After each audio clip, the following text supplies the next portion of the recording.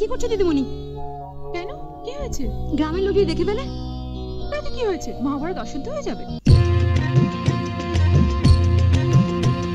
প্ল্যানটা কিরম লাগলো বল? এ কি বলছেন রতন বাবু? আপনার মাথা তো খারাপ হয়ে যায়নি? সীমা দিদিমণিকে।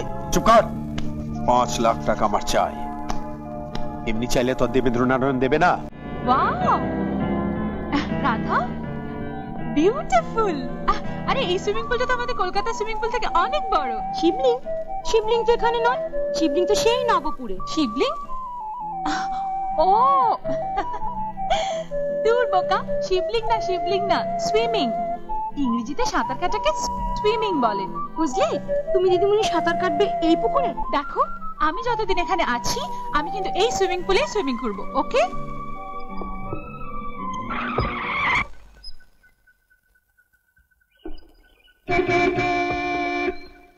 আশ্চর্য, কি রে রাধা, এটা কালা নাকি? এই যে শুনছেন, রাস্তাটা এমন ভাবে কেটে রেখেছেন যেন মনে হচ্ছে রাস্তাটা আপনার বাবার। বাবা নিয়ে একদম কথা বলবে না। এই রাস্তাটা যেমন আমার বাবার না, তেমনি তোমার বাবারও না। এই রাস্তাটা সরকারের। সরকারি বসে আছেন? ও, সরকার কি আজকাল গাড়িতে গাড়িতে ঘুরে বেড়ায় নাকি? আরে উনি যেই বাবুর মেয়ে হোক না কেন, ওনাকে বল ভদ্রভাবে কথা বলতে। ভদ্র কথা। গ্রাম্য একটা চাষির কাছে, গ্রাম্য একটা ভূতের কাছে আমাকে ভদ্রতা শিখতে হবে নাকি? যত বড় মুখ নয় তত বড় কথা।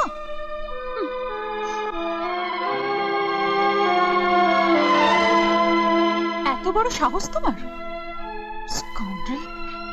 তুমি যদি আমার হাতের ডিস্টেন্সের মধ্যে থাকতে তাহলে ভালো করে বুঝে। আরে দাঁড়ান দাঁড়ান, আপনি কি বুঝিয়ে দিতেন আমার জানা আছে। আমি কত হীন, কত বড় ছোট লোক, কত নিচে আমি নামতে পারি ওই একটি থাপ্পড়ের মাধ্যমে, তাই তো? ও জীবনদা, ঝগড়া না করে আমাদের যাওয়ার ব্যবস্থা করে দাও না গো। শোন রাধা, তোর দিদিমণিকে বল আমাদের জল সেচ করতে আরো 2 ঘন্টা লাগবে। বেশি দরকার থাকলে হেঁটে রাস্তা পার হোক। যত সব এইসব চাষা বসের সঙ্গে কথা বলে বড় লাভই নেই, ওয়েস্ট অফ টাইম। এই যে ম্যাম সাহেব, মুখ সামনে কথা বলবেন। Nonsense scoundrel, idiot. আরে যান যান, ওইসব ইংরেজি অন্য জায়গায় গিয়ে ফোটান। জংলি কোথাকার, জংলি। এই যে একদম গালাগাল করবেন না, নইলে আই উইল সি ইউ। আরে বাড়ি গিয়ে ইংরেজি ফোটান। এই এই, তুই এখানে কি করছিস? কাজে হাতে যাচ্ছি। What happened, my child? কি হলো? ড্যাডি, এই গ্রামে আর এক মুহূর্ত থাকা আমার পক্ষে সম্ভব নয়। তুমি আমার কলকাতা যাওয়ার ব্যবস্থা করো। একটা একটা পেটি চাষি, তার তার এত বড় সাহস, সে আমাকে অপমান করে। ছি সীমা, চাষিদের সম্বন্ধে ওরকম কটূক্তি করতে নেই। ওরা মাথার ঘাম পায়ে ফেলে চাষ করে বলেই তো মানুষে খেতে পায়, আমরা খেতে পাই। ওরা নিজেদের দুঃখে রেখে আমাদের সুখে রাখে। তার মানে তুমি কি মনে করো এদের সব কথা মেনে নিয়ে মাথায় চড়িয়ে রাখবো? কি হয়েছে রে রাধা? বাবু, আমাদের গ্রামের ছেলে জীবনদা রাস্তা কেটে জলসেচ করছিল, তাই দিদি গাড়ি নিয়ে নিজেদের জমি দেখতে পারেনি, এমনকি গ্রামটাও ভালো করে দেখতে পারেনি। ম্যাডাম, কত কি রয়েছে আপনাদের গ্রামে যা রক্ষা করতে আমি হিমশিম খেয়ে যাচ্ছি। হ্যাঁ রতন, তুমি আছো বলে এসেটটা তোমার হাতে ছেড়ে দিয়ে নিশ্চিন্ত ভাবে কলকাতায় বসে থাকতে পারি। সামনে বলা উচিত নয়, তবু বলছি ওর মতো বিশ্বাসী সৎ কর্মী পাওয়া খুব মুশকিল। ওয়েল, আমার ভাগ্যে মনে হয় সম্পূর্ণ গ্রামটা দেখা হবে না। কি বলছেন ম্যাডাম? আপনার গ্রাম আর আপনি দেখতে পারবেন না তা কখনো হয়? That's my discredit. হ্যাঁ রতন, তুমি ওকে ভালো করে এস্টেটটা দেখিয়ে দাও, নইলে এক্ষুনি কুরুক্ষেত্র মাতবে। দাদা, দাদা। দুর্গা, এই দুর্গা, তোকে না বারণ করেছি ধেই ধেই করে ঘুরে বেড়াবি না? তুই আবার জমিতে এসেছিস কেন? বারে আসবো না, আমি না এলে তোমাদের মুড়ি কাঁচা লঙ্কা কি আকাশ থেকে পড়বে? আরে আমাদের খাবার চিন্তা তোকে কে করতে বলেছে? লাগবে না খাবার। দেখ কেষ্টু দেখ, যার বিয়ে তার খবর নেই, পাড়াপড়শির ঘুম নেই। একদম হাসবি না। ইয়ে, আচ্ছা তুই কেন বুঝতে পারছিস না দুর্গা, আজ বাদে কাল তোর বিয়ে। আরে এভাবে রোদে পথে ঘাটে ঘুরে বেড়ালে তুই কালো হয়ে যাবে না? বিয়ের দিন সবাই বলবে আমার বোন কালো। পাগলি, যা মাকে বলিস আসতে বেলা হবে। এই যে চারদিকে যত জমি দেখছেন, এই সমস্ত জমি কিন্তু আপনাদের এস্টেট। আপনি তো আসেননি এর আগে। ওই যে ওই যে তুমি পুরো মিচি মিচি দুর্গাকে বকলে, এখন তো আরাম করে মুড়ি খাচ্ছ। এই বাবা নিয়ে একদম কথা বলবে না। এই রাস্তাটা যেমন আমার বাবার না, তেমনি তোমার বাবারও না। এই রাস্তাটা সরকারের।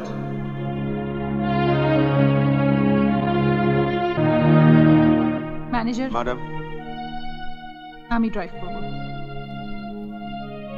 আসুন।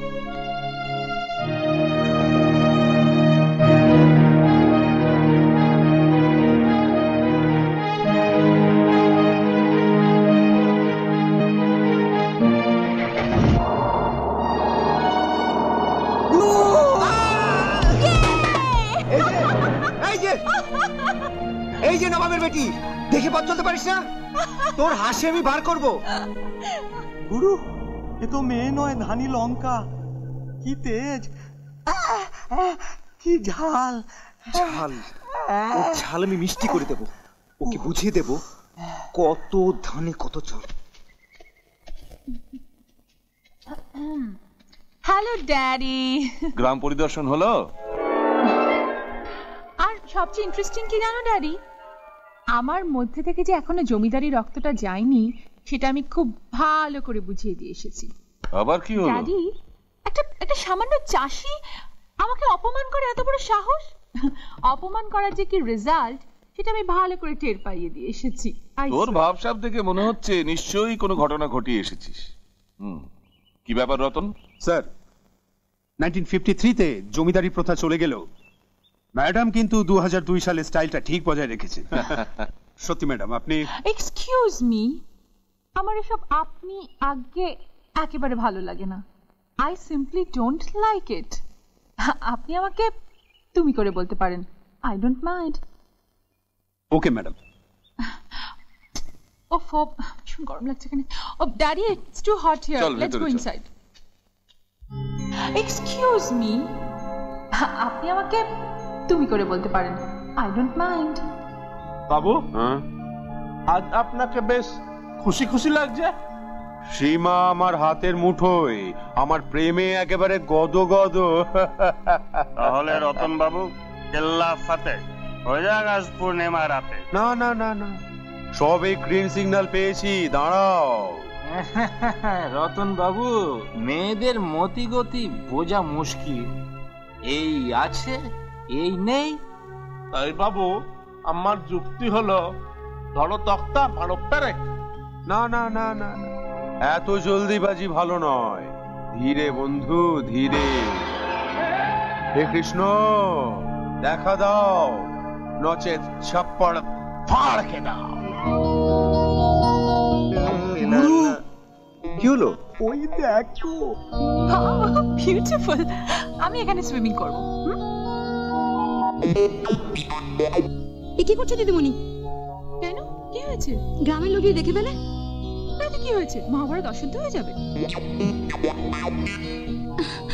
কাম অন রাধা।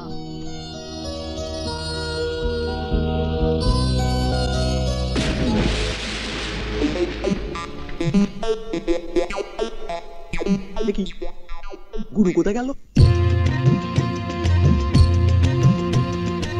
রতন, হিসেবপত্র তো দারুণ লেগেছে। Thank you sir. সাথে তোমায় এত ভরসা করি। বাবা, তুমি এতদিন এই গ্রাম সম্বন্ধে যা ধারণা ব্যক্ত করেছো, দ্যাট ইজ অ্যাবসলিউটলি রং। তোমার একেবারে ভুল ধারণা। মানে হলো, তুমি আমাকে এতদিন বলতে গ্রামের মানুষের মতো মানুষই হয় না, ওরা কত সহজ সরল, প্রাণখোলা, কেমন বোকা গোছের। কিন্তু আজকে আমি টের পেলাম গ্রামের মানুষ কতটা সাংঘাতিক হতে পারে। সেটা আমি একেবারে হাড়ে হাড়ে টের পেয়েছি। তোর কথা শুনে মনে হচ্ছে তোর সঙ্গে কেউ ইয়ার্কি বা মস্করা করেছে। মস্করা? আমার সাথে? এই, তুই দাঁড়িয়ে দেখছিস কি রে? যা খাবার নিয়ে আয়, আমার খিদে পেয়েছে, যা। এই যে শান্তি, তুমি করো না আবার অশান্তি। না না, আজকে শনিবার, আবার ঘোল খাইয়ে দিও না কিন্তু, যাও। নমস্কার কর্তা বাবু। আরে আরে, শিবেন বাবু যে, আসুন আসুন, বলুন। আমাদের গ্রামের একটা ফাংশনের ব্যাপারে। গ্রামের ফাংশন? গ্রামের ফাংশন মানেই তো ডোনেশন। না ম্যাডাম, ডোনেশন নয়। আসলে আমরা এসেছি কর্তাবাবু, আগামীকাল আমাদের ক্লাবের কবাডি ম্যাচের ফাইনাল খেলা। সেই ফাইনাল খেলায় আপনাকে প্রধান অতিথি হিসেবে পেতে। এ তো অতি উত্তম প্রস্তাব, কিন্তু শিবেন বাবু আমি তো যেতে পারছি না, কারণ আমার ওই ল্যান্ড রেভিনিউ অফিসে একটা জরুরি মিটিং আছে। আমি না যেতে পারার জন্য দুঃখিত। তাহলে কর্তাবাবু যদি দয়া করে সীমা দিদিমণিকে যাওয়ার অনুমতি দেন তাহলে আমরা বিশেষ কৃতজ্ঞ থাকবো। উনি যখন এত করে বলছেন, তুই কি যাবি? আমাকে চিফ গেস্ট করবে, আবার ড্যাডি জিজ্ঞেস করছে আমি যাবো নাকি। কিরম মদনা, প্ল্যানটা কিরম লাগলো বল? এ কি বলছেন রতন বাবু, আপনার মাথা তো খারাপ হয়ে যায়নি? সীমা দিদিমণিকে চুপ কর। 5 লাখ টাকা আমার চাই। এমনি চাইলে তো দেবেন্দ্রনারায়ণ দেবে না, কিন্তু মেয়ের জন্য দেবেন্দ্রনারায়ণ 5 লাখ টাকা সুরসুর করে বার করে দেবেন। একবার ভেবে দেখুন রতন বাবু, আপনি হচ্ছেন বিশ্বাস্তম ম্যানেজার। শোন, সাপকে দুধ খাওয়ালে সাপ কখনো পোষা কুকুর হয় না। সাপ সাপই থাকে, সুযোগ পেলে সে ছোবল মারবে। একটা কথা মনে রাখবি, এই প্ল্যানটার যেন কোনো প্রমাণ না থাকে।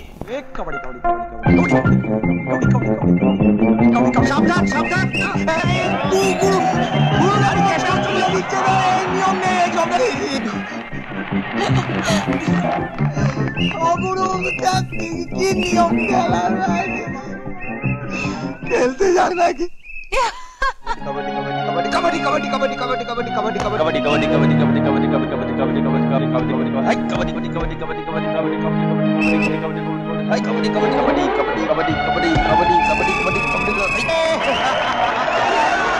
আমাদের আজকের এই কবাডি খেলায় ম্যান অফ দ্য ম্যাচ হয়েছেন রায়পুর গ্রামের অধিবাসী জীবন দাস। আমি জীবন দাসকে অনুরোধ করছি উনি স্টেজে এসে ওনার পুরস্কারটা নিয়ে যান।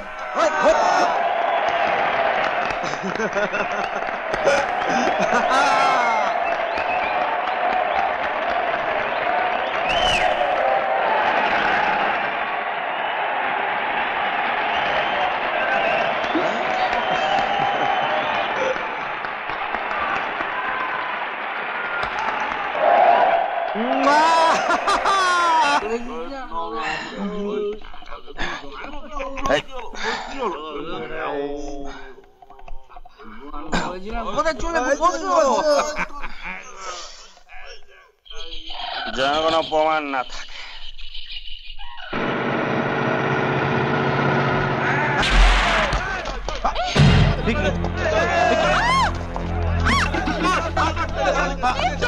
ছেড়ে দাও, ছেড়ে দাও।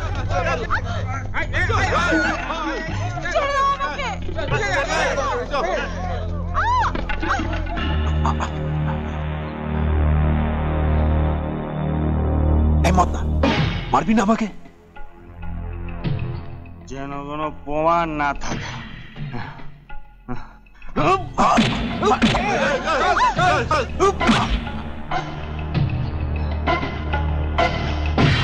যেন কোনো প্রমাণ না থাকে। প্রমাণ তুই ছোট মারিস না, লাগছে আমার। আমাদের সঙ্গে পাড়া নারী কণ্ঠ মনে হচ্ছে। চল তো কেষ্টা।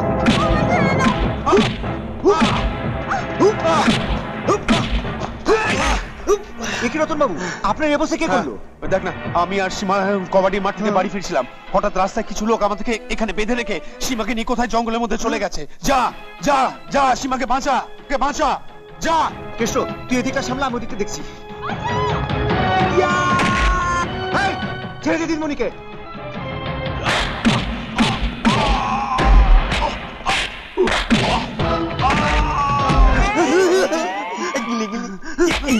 আপনার কোথাও লাগেনি তো? আপনার ঠোঁট কেটেছে, একেবারে রক্ত পড়ছে। দাঁড়ান, আমি। আরে না না,